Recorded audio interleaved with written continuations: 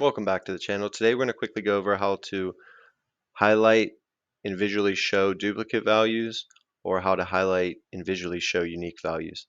In one of my past videos I showed you guys how to remove duplicates, but for this we will be using the conditional formatting, which I also have an intro to conditional formatting in one of my past videos. But for this example we have population data.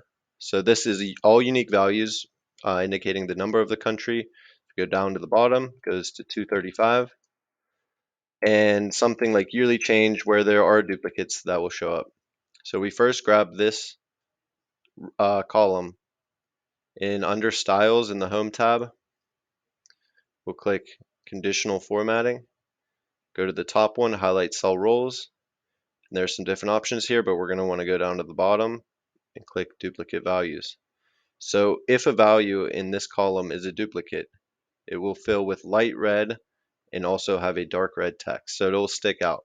So we click OK, nothing's red because there are no duplicate values.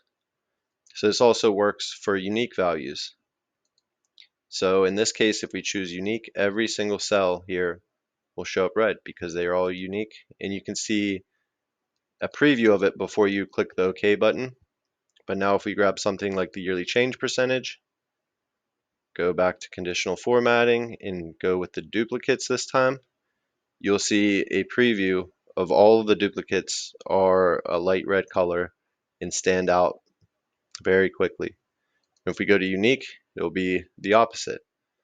And this is the easiest way, and you can also choose a different fill, and you can also do a yellow fill, a green fill, or your own custom format where you can choose a fill, you can choose a border, choose a font color, a different font, or change it to a different data type.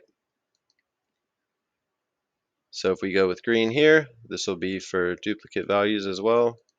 This will show the duplicates. This will show unique values, and you can change between them. You can also hit Control Z to undo the formatting.